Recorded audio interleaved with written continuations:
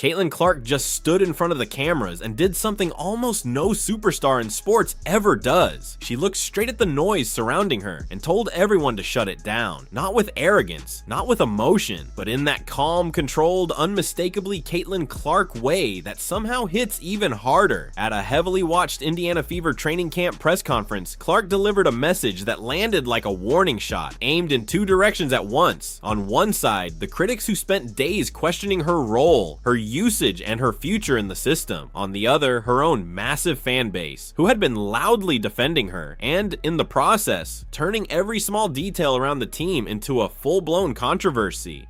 And then she ended it with one sentence that cut through everything. Looking into the cameras, she said, "Nobody get hung up on this. I do not want this to be a story." That was it. Clean, direct, final. In that moment, Caitlin Clark wasn't feeding the narrative, she was shutting it down entirely. The endless debates about load management, the off-ball drama conversations, the Raven Johnson speculation, the criticism directed at Stephanie White, the social media wars, the boycott talk, even the obsessive breakdowns of every tiny interaction on the court. She dismissed all of it in one breath, not because she couldn't engage with it, but because she won't. She made it clear she doesn't need the chaos and she doesn't want the distraction. Her focus is locked on one thing only: winning at the highest level and building something real in Indiana. What makes this moment so striking is the scale of it. Caitlin Clark doesn't just have fans, she has arguably the most influential fan base in women's basketball history. They drive ticket demand, they shatter TV ratings, they dominate merchandise sales, they shape online conversations every single night. Whether people admit it or not, they've become a major force in the league's visibility and growth. And over the past several days, that force had shifted into overdrive, aimed directly at the Fever organization. Every rotation decision, every coaching choice, every perceived slight toward Clark was being dissected, amplified, and turned into a public battle online. But Clark just stepped in front of all of it and hit pause. She made it clear she's not fighting those battles on social media. She's not interested in the noise, the outrage cycles, or the constant interpretation of every moment. If anything needs to be answered, she'll do it the only way that matters at this level. On the court, no tweets, no statements, no distractions, just basketball. That kind of mindset doesn't come from uncertainty. It comes from complete confidence. The kind of confidence where a player knows exactly who she is, exactly what she brings to a team, and exactly how quickly narratives can flip once the ball is tipped.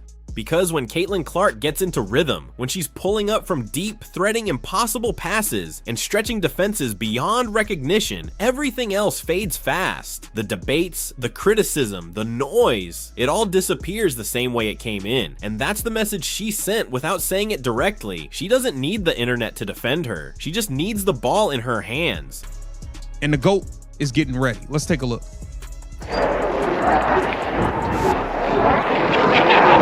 Oh yeah, the GOAT is getting ready. Everybody that was doubting, everybody that has something to say, don't get quiet now. Don't get quiet. What almost nobody in mainstream coverage is really highlighting is the second layer of what Caitlin Clark just said. The part that carries a much colder, more intimidating message beneath the surface. Because while she was calmly asking her own fan base to dial it back, she was also sending a quiet warning to everyone around the league who still doubts what Indiana is becoming. Months earlier, back in March, before the draft, before free agency chaos, before all the Fever front office discourse even started, Clark had already made a statement that raised eyebrows. She didn't call Indiana a team on the rise or a possible contender. She called them championship favorites. Not hopefuls, not sleepers, favorites. And she said it with total conviction, despite coming off a sophomore season wrecked by injuries and limited to just 13 games. No hesitation, no hedging, just a direct declaration that Indiana was built to win it all. That's not optimism, that's certainty, and that certainty comes from something most people outside the facility can't see. It comes from what she's witnessing every single day in practice. The version of this team that never makes it to highlight reels or media debates. She's seeing a healthier, sharper version of herself than the league saw at any point since her dominant Rookie of the Year campaign. And that changes everything. To understand the full picture, you have to be honest about what last season actually looked like physically. Clark arrived after trying to adapt her body for the grind of the league, adding strength and bulk to withstand constant contact and physical defensive pressure. But that adjustment came at a cost. It disrupted her rhythm, affected her movement, and eventually contributed to the quad and groin issues that limited her year. Now, that version is gone. The latest footage shows a different player, leaner, quicker, and far more fluid. The explosiveness is back, the hesitation is gone. She's moving with that effortless pace that makes defenses look a step behind before the possession even starts. And just as importantly, she looks like she's enjoying it again, smiling in practice clips, joking during downtime, playing with the kind of ease that only shows up when a player finally feels physically right. But it's not just her, she's surrounded by a roster that suddenly looks like a complete offensive and defensive ecosystem, pieces that actually fit, spacing that actually works, and a coaching staff under Stephanie White that's building something structured instead of reactive. This is the version of Indiana Clark had in mind when she made that favorites comment months ago. Not a hope, not a prediction, a calculation based on what she already sees taking shape in front of her. And if what she's seeing every day is accurate, then the rest of the league might not be paying close enough attention to what's quietly forming in Indiana. Caitlin slimmed down a lot. Y'all remember last year she came in with shoulders like LeBron James. She was looking like LeBron in Miami. Last year, she done slimmed back down. The speed is back. Let's be clear about one thing right away. Caitlin Clark asking people to calm the noise does not automatically erase the very real issues fans were reacting to, because the frustration didn't come from nowhere. Over the past month, the Indiana Fever's front office messaging was, frankly, all over the place, and a lot of it raised legitimate eyebrows. Stephanie White referring to one of the most dynamic point guards in the game as an on and off ball player on draft night came across as awkward at best and confusing at worst. Kelly Krauskopf's comments about Clark needing to adapt to the system felt disconnected from the reality of what she actually brings to a team. Lynn Dunn brushing off fan concerns only added fuel to the fire, and Amber Cox's combo guard framing sparked real questions about how this offense is actually being designed. Those reactions weren't manufactured, they were earned, and calling them out in real time was justified. WNBA Pro has done exactly that, and nothing about that analysis changes. But here's where things split into two very different conversations. Critiquing communication missteps is one thing.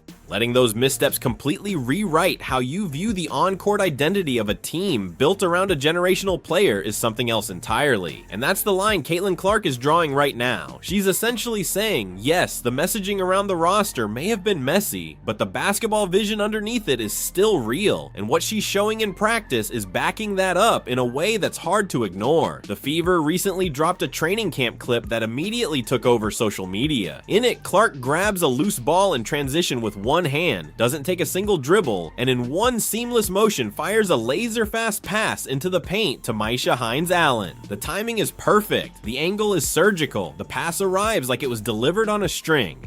Hines-Allen finishes the layup uncontested, but the real reaction comes right after. She turns to Clark with a stunned expression, almost like she can't quite process what just happened. And fans instantly recognize that look. It was the same kind of reaction people saw from Jonquel Jones after Clark threaded that unbelievable pass during the All-Star game. That frozen half second of disbelief, that "did she really just do that?" was expression that only appears when elite players witness something even they don't see coming. Hines-Allen isn't new to this league. She's played with high-level talent. She's seen a lot of basketball. And yet, in that moment, she looked less like a veteran forward and more like someone sitting courtside for the first time, watching something extraordinary unfold in real time. That's the part of the story that gets missed in the noise. The basketball is already starting to speak louder than everything else. Oh yeah, she locked in. She's focused.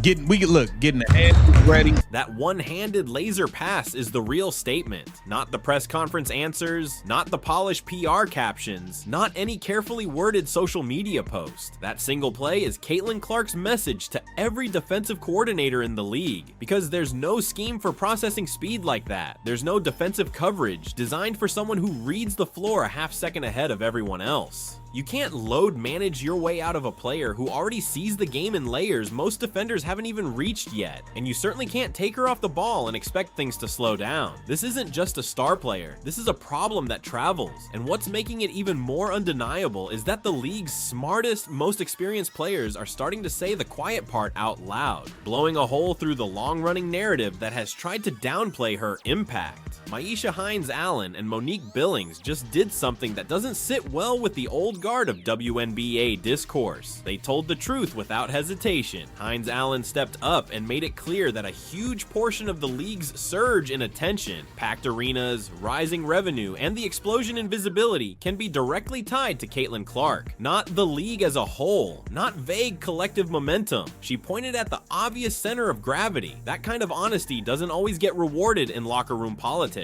especially in a league where veteran hierarchy carries weight, but she said it anyway. Then Monique Billings took things a step further in her own way. When asked why she chose to join the Indiana Fever, she didn't lean into safe, rehearsed answers. She talked directly about her on-court connection with Caitlin Clark from their time together in USA Basketball. The chemistry was real enough to influence a career decision, but her most revealing comment came right after that. Billings said very plainly that she loves setting solid screens, and she loves getting her guards open. Simple words, but for Indiana, that's everything. Because last season, Fever fans watched too many possessions where that basic physical commitment wasn't always there. Screens that weren't set with force, contact that was avoided instead of embraced, and actions that didn't fully unlock Clark's game the way they needed to. Billings changes that dynamic instantly. She brings a different edge, an understanding that if you actually commit to punishing screens for Caitlin Clark, you create an unsolvable situation for defenses. If they stay back, Clark has unlimited range to punish them from deep. If they trap, Billings dives straight into space for an easy finish, fed by one of the most dangerous passers in basketball. Either way, the defense loses,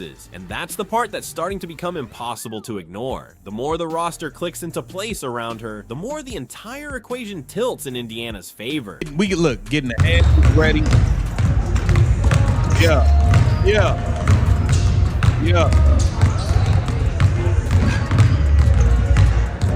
Yep. Getting the handles ready. It's about to be time, man. It's about to be time. Everybody who was doubting her, everybody who had something to say last year. When Caitlin Clark surveys that locker room, she isn't thinking about outside noise, headlines, or front office debates. She's looking at something much more dangerous from an opponent's perspective. A roster that finally looks complete, balanced, and built to overwhelm teams on both ends of the floor. She sees Kelsey Mitchell fully locked in, fresh off a major Supermax deal after quietly putting up 20-point nights like it's routine.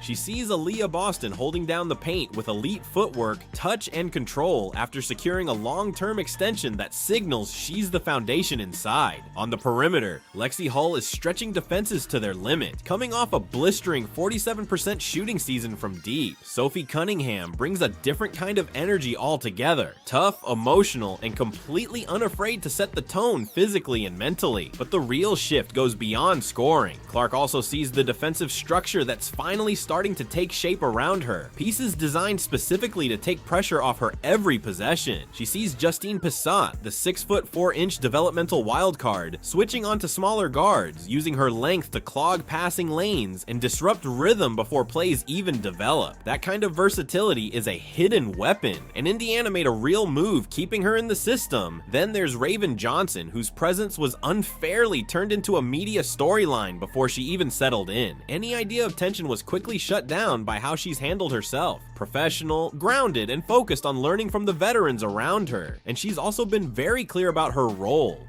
Johnson has described herself as a gnat on the ball. Relentless, annoying, constantly active, the kind of defender who never gives a possession a clean start. That's not just effort talk, that's an identity, and that identity matters more than people realize. Because Indiana doesn't need everyone to score. They need chaos creators, energy disruptors, and defenders willing to do the work that doesn't show up in highlight reels. Johnson fits that perfectly. Someone who can wear down opposing guards so Caitlin Clark doesn't have to carry every defensive burden along with everything else. Put it all together, and the picture gets harder and harder for opponents to solve. Clark's elite vision and shot creation, Boston's interior control, Mitchell's scoring, Hull's spacing, Cunningham's edge, Pissat's length and versatility, Johnson's pressure defense. It's not just talent anymore, it's structure. And when that kind of balance starts to click, the margin for error for every opponent starts shrinking fast. In basketball in the WNBA, but I think she's going to be 100% locked in, ready to go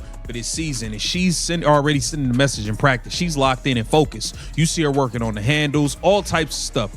it's about to be a crime. But to bring this entire conversation back to the one question that actually decides everything, the Indiana Fever can look flawless in April, but none of that will matter when the real pressure arrives in July.